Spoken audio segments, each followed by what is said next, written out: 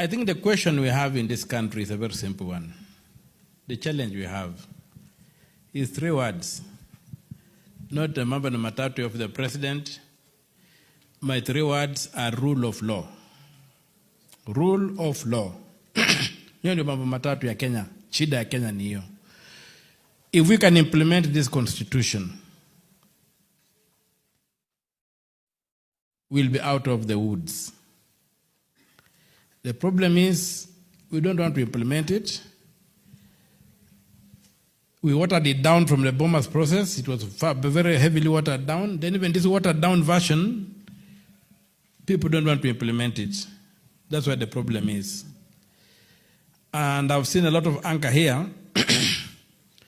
But the anger is being directed at the puppets, not the puppeteers. Even Ruto is a puppet. The day we understand that decisions in this country are being made elsewhere, that's the day of our emancipation. So the question I've been asked about the dwindling funds of government, and these funds, what are they for? The funds that were the taxes we are paying, what are they for? For me, the taxes designed to ensure that we remain a client state. We become a client state and we remain one. These are not taxes that are basically for service delivery. If you look at the architecture that has come in, especially in the legislations we have had, it has been that government should not be a service provider. Government should be a tax collector and not a service provider. When the president forms a task force to audit the national debt, and he doesn't put a pause on paying that debt, what is he up to? If you don't know what you are paying, why are you continuing to pay? That is the kind of games you don't want. And he is a puppet for those who are driving a neoliberal agenda in this country to reduce us into modern slaves who are tenants paying rent in their own country. You were paying rent to be in Kenya. So who are we paying that rent to? So I think that if we implemented our constitution, beginning with chapter 1, that the people are sovereign, and we decided to say we are sovereign, and we put our foot down, and dared whoever wants to dare us, that we are a sovereign people, we shall begin putting a solution to the issues we have. Otherwise, we shall continue engaging outside the arena. Sometimes I like watching American wrestling. Not the traditional wrestling, but American wrestling, where people throw each other out and club each other out of the ring, and the referee does not see it, does not count. So that's the kind of thing I'm seeing in this room. A lot of anger, but fighting in arenas that will deliver nothing. For the short time I've been here, I've had people agonizing. I've not had anybody organizing. There's a lot of agonizing, there's a lot of complaining, there's a lot of whining. I even saw one complaining about my committee yesterday, which was interrogating this thing of the oil, the importation of oil, that this is where we are getting shocked that KBC was the Kenya Commercial Bank is about to collapse because of the pressure it was put upon to finance these tags, to bring in so-called cooking oil and stuff. So let us come back and say, what do we need to do to implement our constitution? Let us not get distorted into this debate that will not deliver. We can argue the question of debt until the chickens come home. You are not going to get anywhere. What I want to see happening, how do we organize to be the sovereign people that chapter 1 of the Constitution opens with? The only thing I agreed with is somebody who said that Parliament virtually and the State House were dissolved the day demonstrators got into Parliament and MPs ran away. The delegated power for me, for all practical purposes, was withdrawn. And right now the government we have, whatever you call it, broad-based or whatever, it is a government that is in place by force of arms.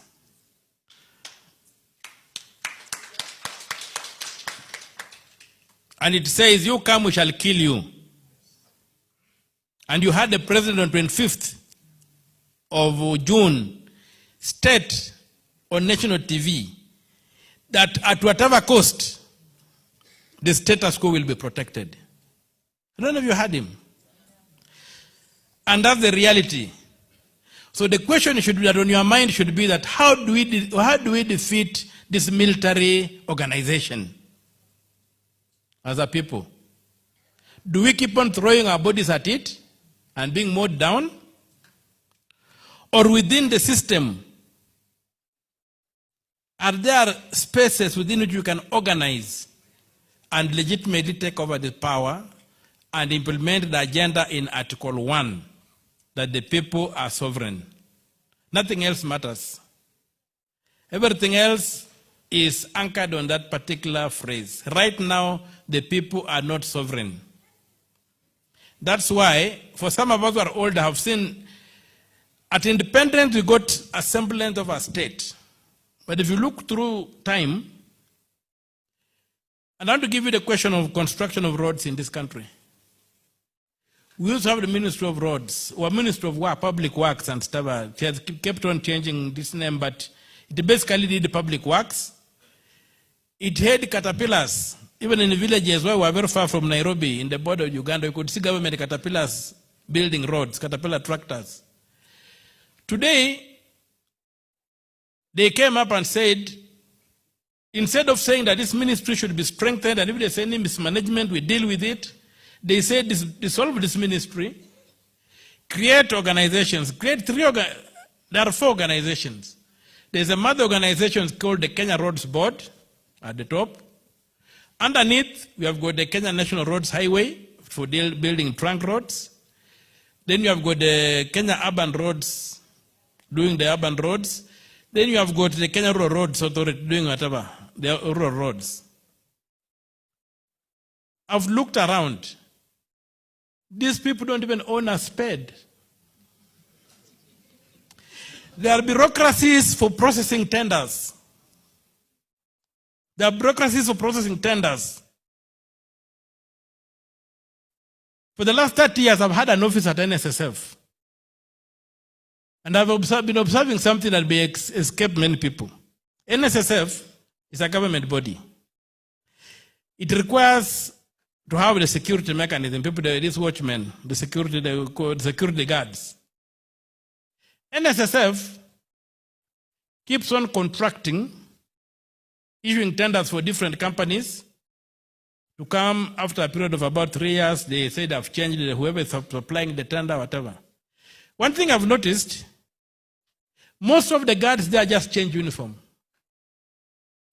They tell you it's a new company, has been given a tender, but people who have been there for 30 years, I keep on seeing the same people changing uniforms. But then, you go that we look at what NSSF is paying per watchman, and what then those tender holders pay that person is terrible. I ask myself, why can't NSSF employ these people directly and pay them the salary they are paying the tenderpreneurs and have them live proper lives, raise proper families and live? Because the same people who keep on changing uniform. Why are we having this? Senator, just to clarify what you were saying, you're talking about organizing to be the sovereign people. Yes. Is it organizing towards the general election? Or what exactly? I leave it to you to answer. I want to raise the problem. The general election, the way things are today, is also an arena that will not deliver. We must organize to make sure that the general elections we have are able to determine losers from winners and winners from losers. Okay, all right. So what I'm saying is that we need to look at the institutional framework and go back to the drawing board and begin organizing. How do we engage? Elections are there? Yes.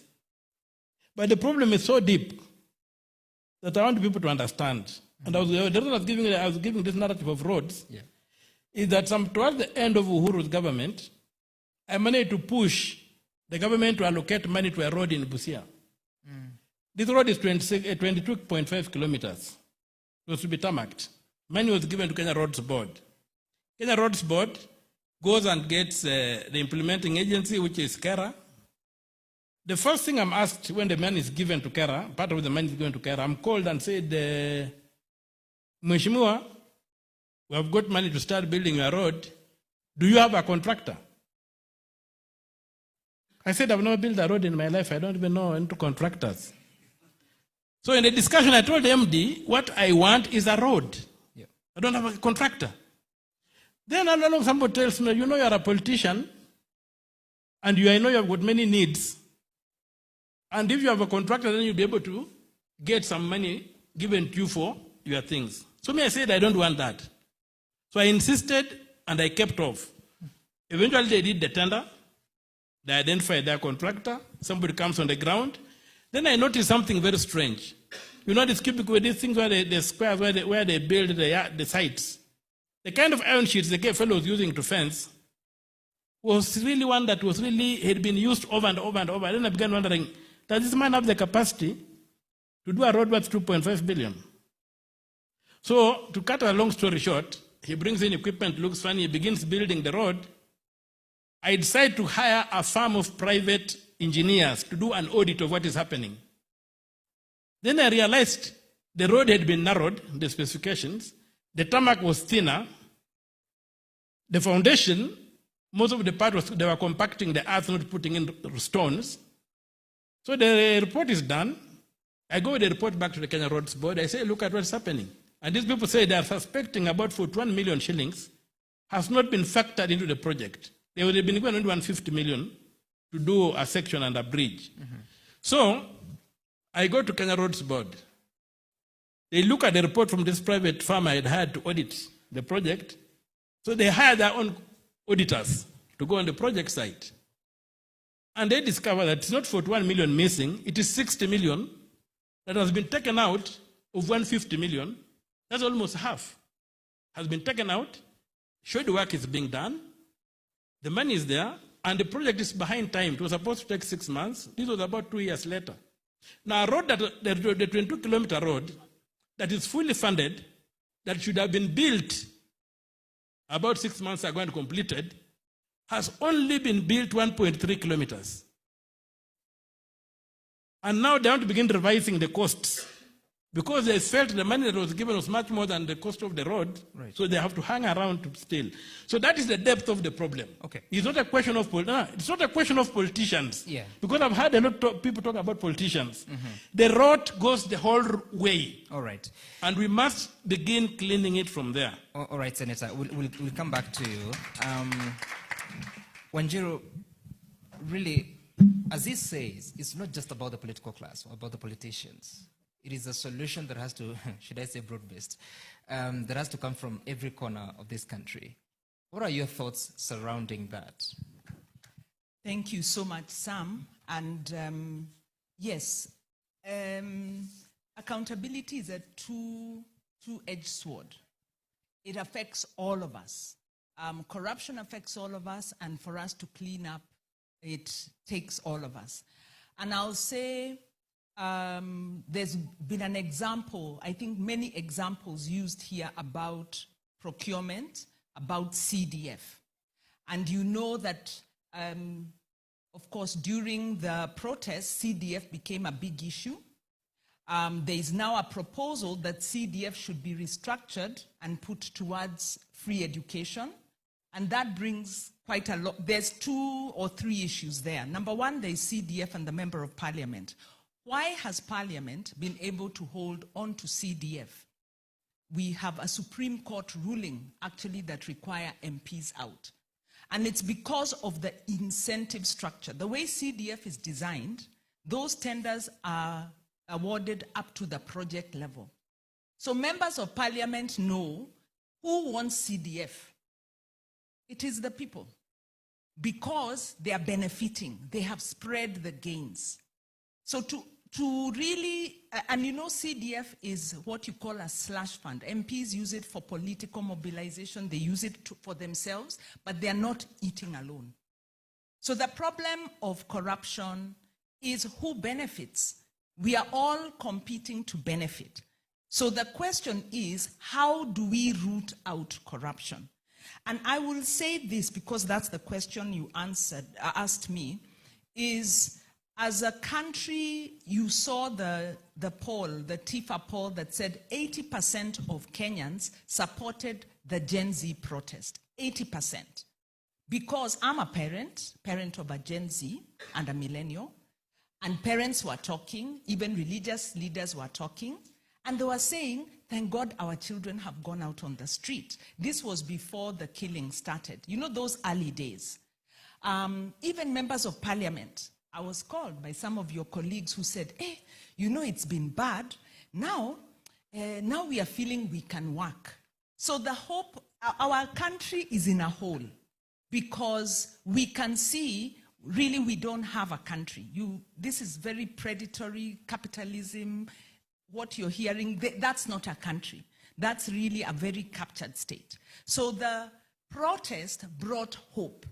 And the question we need to ask is how do we capture that hope and move from the protest to transformation? And that is what our senator here is saying, our people's champion is saying, it takes organization.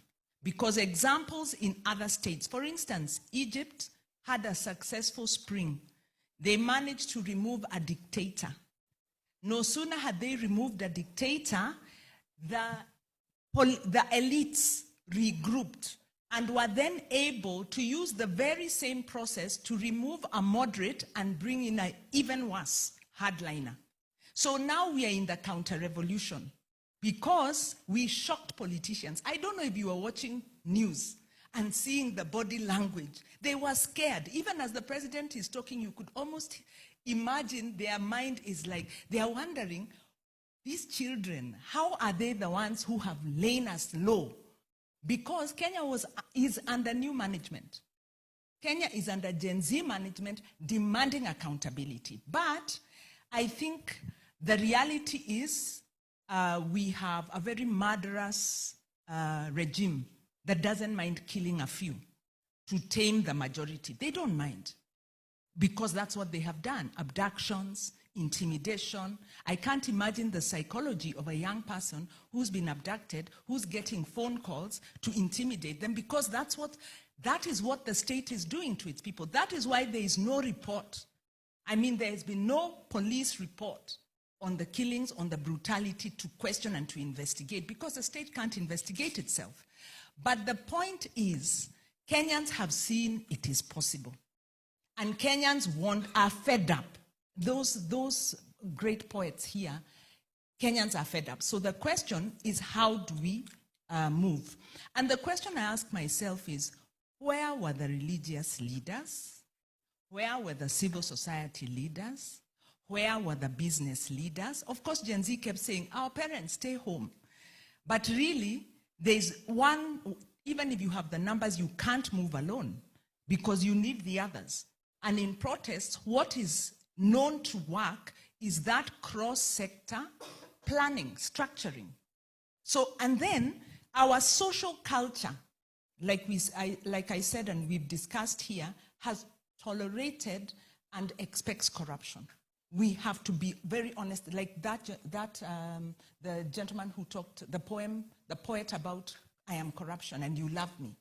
We have to say that is where we are starting, that a majority, there is a study that was done that said in any institution, maybe 25 or 30% will never be corrupt because of whichever reasons. They're Maraga type, do what you will. Then there is another 20% on that end who will always be corrupt. Their job is to find loopholes. The majority are in the middle. They go with the flow. So when the leadership is corrupt, that majority goes with the corrupt. That is where we are. So all of us have to own this problem. So it's really not finger pointing, but it's being very determined. And I love the values personally. I've been in this struggle for 20 years, working on accountability. And I love the values I saw of solidarity, of courage, of coming out on the street. We have to talk about non-violent action and what it means to all the sectors, not just Gen Z. Because how do you unseat people who are benefiting at our expense and are ready to use the gun? So those are questions. I think that is maybe 2 points, 2 other points.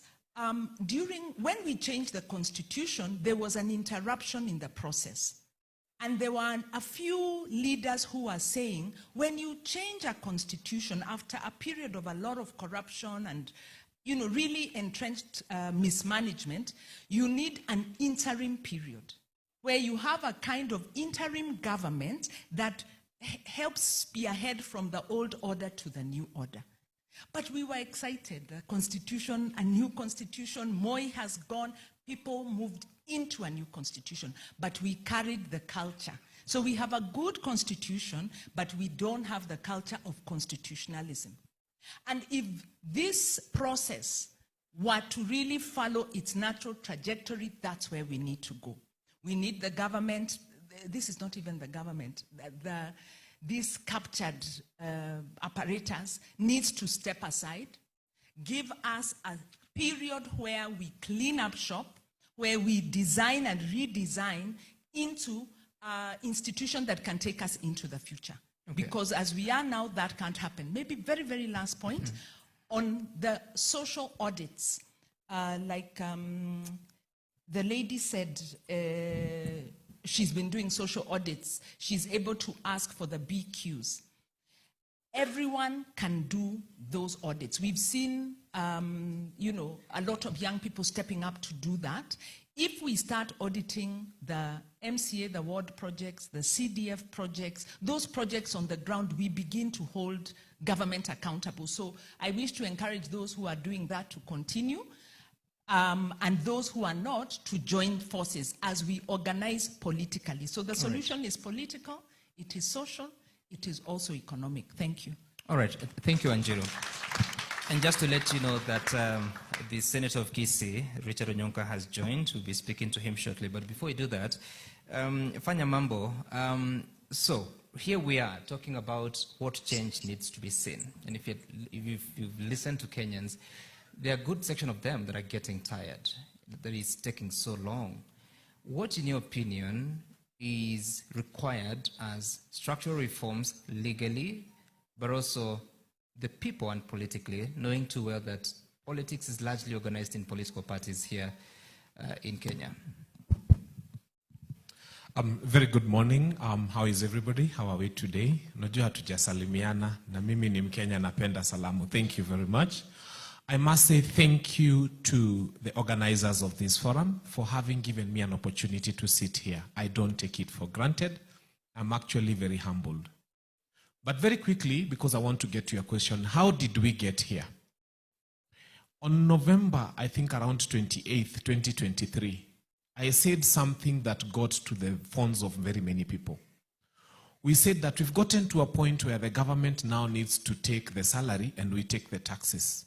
Because it appeared the taxes were, the salaries were smaller than the taxes. You work and the government takes more than what you get. And from there, I remember we went to Bomas 1, 2, and we went to Bomas. And people were talking of devolution at NADCO. People were talking of counties and increasing counties. They had even suggested that Teso becomes a county and Kuria becomes a county. And I went there and I said, the next big fight in this country is going to be about taxation. And you cannot talk about the cost of living without talking about taxation. I was actually an abnormal voice at Bomas of Kenya. But those videos went viral because I knew the next problem was going to be taxation. When I first spoke about finance bill, people called me a busybody on TV. He's got nothing else to do. Huyu akili anavanga to sweater. In fact, when I walked in here, I was in a suit. And I said, this is not me. I'm always in a sweater.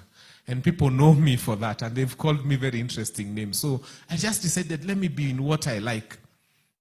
And so when we spoke about it, finance bill for the first few times, people thought I was insane. But I thank God that by the time Gen Zs were going on the streets, I saw so many placards that had so many words that we had said on TV and radio about finance bill. Ilianguka, haikuanguka. Ilianguka, haikuanguka. When we went further and decided, let us do what needs to be done. And we said that in addition to fighting against the finance bill, I told people about some people we had not elected getting money, yet we had not elected them. People said, oh, it has always been happening. I compared it to a City Hopper driver who gets employed by City Hopper, but his wife is also paid a salary. And people say that's abnormal. Then I asked them, why are you okay with the first lady getting a salary yet we didn't vote for her? Hiyo kitu iliisha haikuisha. Iliisha haikuisha. It is heading there. So what we are trying to say is that the first step is to create awareness, is to speak so boldly about it. When I first said that the president is going to countries that Kenya does not trade with, you know, some Guinea-Bissaus, we are getting to know the name of the president right now. And people said, hey, huyu aogopi, then tukaanza kuambua mambo ni matatu. Have those trips reduced or not? Have they reduced or not? So the thing is, before you get into any fight, create an army. Try as much as possible to create people who think like you. And to have so many of them who believe in what you are saying and who believe and understand the impact of what is happening. That way, by the time you exit from the fight, I mean, I was not even able to attend the Gen Z's maandamano. I went for a few, and every time I kept being told, wewe, si unajua mambo yako. You know, there were so many DCI inside there. So anyway, we had to withdraw from it. But what happened is that because we had so many people who believed in this cause, it happened. As I come towards answering your question, because I like just hitting it on the head. Number one, what recommendations are we going to make? The first one is, do not be a government if you cannot offer service.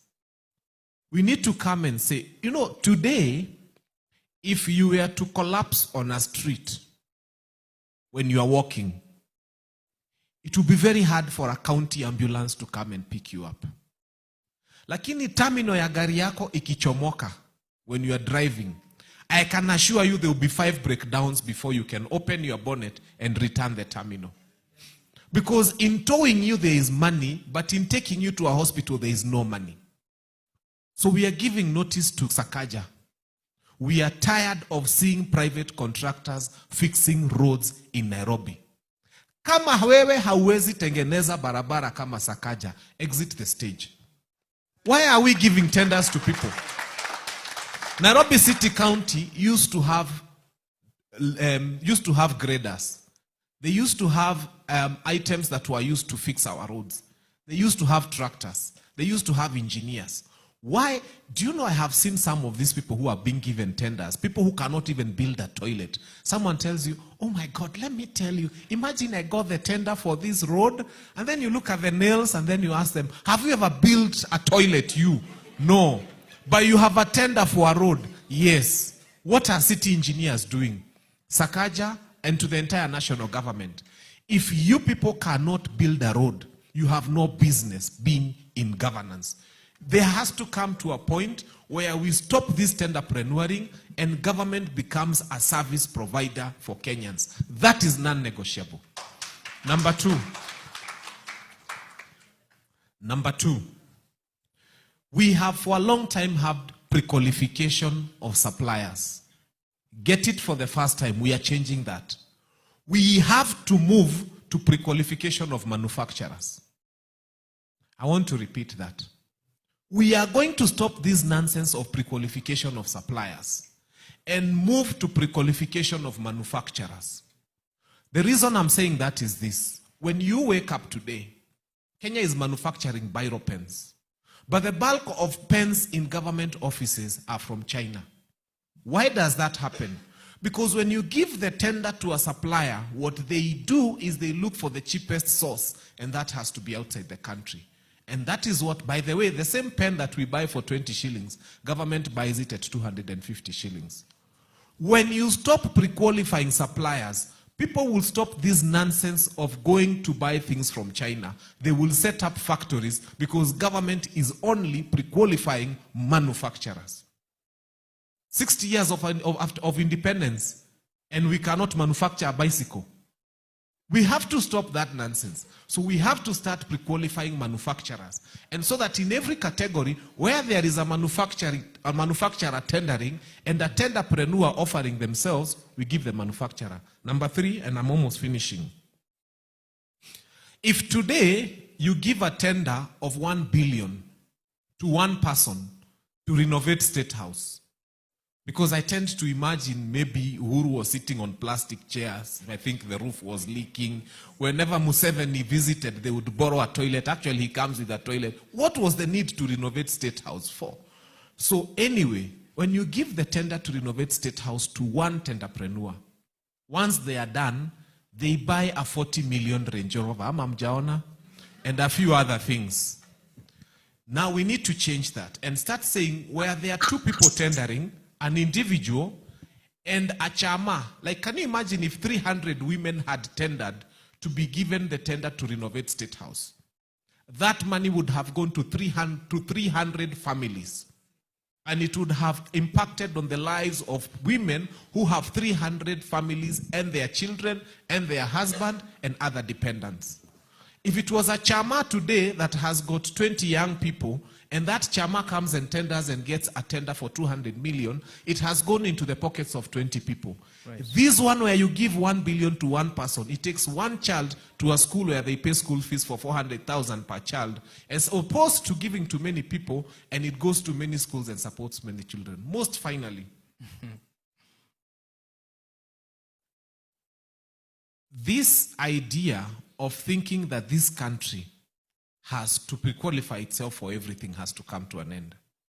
I think let us be people who will say from now our fiscal policy is changing. Wherever we have many people tendering for something coming under one banner, and you have one tenderpreneur with a big stomach coming with a V8, that tender will go to a group of 500 young men or 500 women. They will supply, and that money will be distributed to many families. Thank you so much. All right.